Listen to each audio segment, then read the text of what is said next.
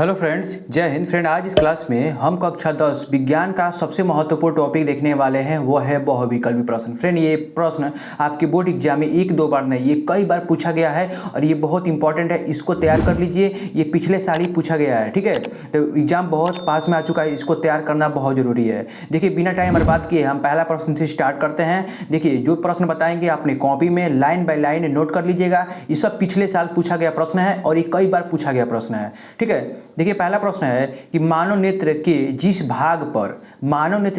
भाग पर किसी वस्तु का प्रतिबिंब बनता है वह होता है। देखिए बात समझिए, मानव नेत्र के जिस भाग पर प्रतिबिंब बनता है वो किसके कारण से बनता है, कहाँ पर बनता है? कार्निया पर बनता है, परितारिका पर बनता है, पुतली पर बनता है या दृष्टि पटल पर बनता है? तो याद रखिएगा, जो मानव नेत्र में जिस भाग पर वस्तु का प्रतिबिंब बनता है वो है दृष्टि पटल, जिसे इंग्लिश में रेटिना बोलते हैं। ठीक है, तो याद रखिएगा क्या है, दृष्टि पटल। ठीक है, आगे प्रश्न की तरफ चलते हैं।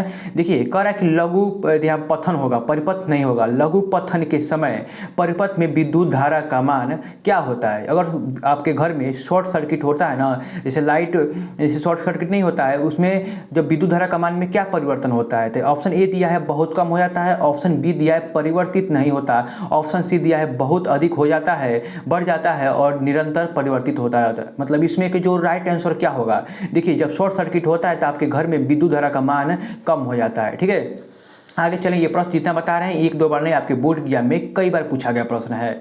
देखिए आगे प्रश्न कह रहा है विद्युत धारा उत्पन्न करने की युक्ति को क्या कहते हैं? ऑप्शन ए है जनित्र, ऑप्शन बी है गैल्वेनोमीटर, ऑप्शन सी है अमीटर, ऑप्शन डी है मोटर।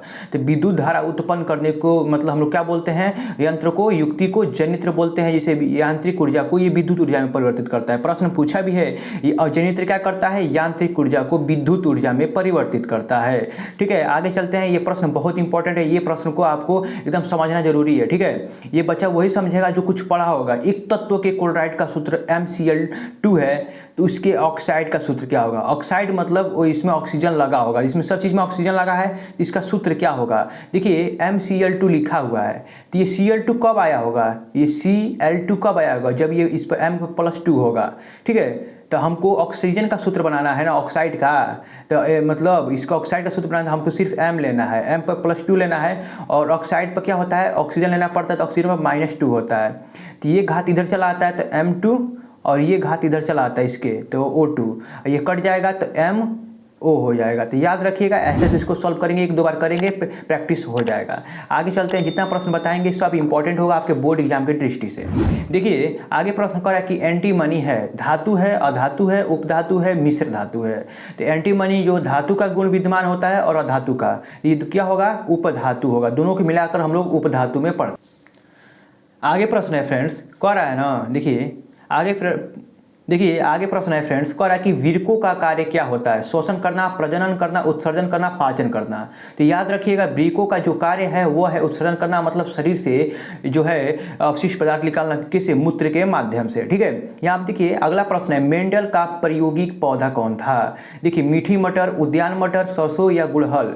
तो मटर का पौधा था, इसमें मटर में से कौन सा पौधा था आपको कमेंट बॉक्स में बताना है। ये दो ऑप्शन दिया है, मीठी मटर, एक उद्यान मटर, इसमें से कौन सा जो ऑप्शन सही है आपको कमेंट बॉक्स में बताना है। देखते हैं कितने बच्चे ईमानदारी से इस प्रश्न का उत्तर देते हैं। अगला प्रश्न है, मुकुलन द्वारा प्रजनन होता है हाइड्रा में, केचुआ में, तिलचट्टा में या कबूतर में?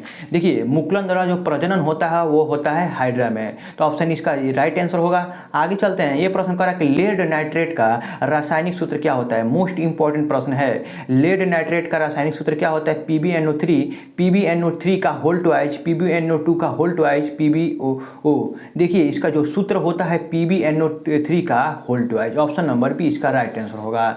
आगे चलते हैं, करा है ना अगला प्रश्न, पत्तियों पर कलियां विकसित होती हैं। देखिए इसमें से कौन से पौधा में पत्तियों पर कलियां विकसित होती है? पुदीना में या आलू में या बायोफिल्म में या इनमें से सभी? देखिए पत्तियों पर जो कलियां विकसित होती हैं वो बायोफिल्म में विकसित होती हैं। मोस्ट इंपॉर्टेंट प्रश्न है। आगे प्रश्न देखिए, ये प्रश्न आपके बोर्ड एग्जाम में कई बार पूछा हुआ है, प्रोपेनल में क्रियात्मक समूह क्या होता है?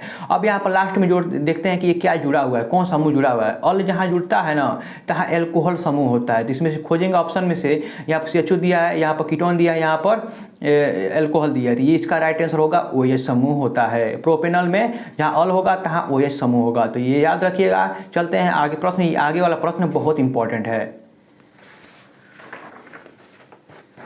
देखिए आगे प्रश्न कर रहा है फ्रेंड्स, अधातु है, इसमें से अधातु कौन सा? देखिए पोटेशियम धातु है और ये फ्लोरीन अधातु है, तो इसका राइट आंसर होगा फ्लोरीन। ये धातु है, सोडियम भी धातु है, एल्युमिनियम भी धातु है, सोडियम भी धातु है और पोटेशियम भी है, और इसमें से एक का है अधातु है, तो इसका राइट आंसर क्या होगा? फ्लोरीन। फ्लोरीन जो ये गोला किए हैं याद रखिएगा। आगे चलते हैं, ये प्रश्न देखते हैं, बहुत इंपॉर्टेंट है। ठंडे जल से हाइड्रोजन गैस बनाती है, इसमें से लोहा, कॉपर या सोडियम या कार्बन? तो याद रखिएगा, ठंडे जल से हाइड्रोजन गैस बनाती है वो है सोडियम, ठीक है। इसका राइट आंसर क्या होगा इसको कमेंट बॉक्स में बताइएगा, इसका भी राइट आंसर क्या होगा, ठीक है। ये और कोई भी बना भी सकता है, इसका राइट आंसर बताइएगा। परागकोश में होते हैं, बाह्यदल, अंडाशय या अंडप या परागकण? तो सब लोगों को पता है परागकोश में परागकण होते हैं।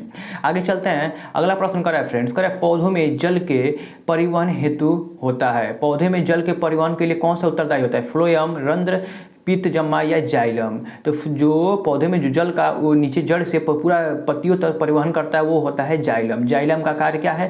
पौधों में जल का परिवहन करना है। आगे प्रश्न फ्रेंड्स कह रहा है कि विद्युत परिपथ में विद्युत शक्ति का सही क्रम क्या, सूत्र क्या है? यहाँ पर देखिए P बराबर I इंटू आर, P बराबर I स्क्वायर इंटू आर। अगला दिया है C option, P is equal to V square बट्टे आर दिया है, और डी ऑप्शन दिया P is equal to I into R square. तो जो इसका राइट आंसर होगा P बराबर V स्क्वायर बट्टे आर, किसका? विद्युत शक्ति का सूत्र होगा। चलते हैं, अगला प्रश्न फ्रेंड्स कह रहा है, भारत में प्रत्यावर्ती धारा, जिसे हम लोग इंग्लिश में AC करंट बोलते हैं, इसकी आवृत्ति कितनी है? भारत में प्रत्यावर्ती धारा की आवृत्ति कितनी है? 0 हर्ट्ज, 50 हर्ट्ज, 60 हर्ट्ज या 100 हर्ट्ज?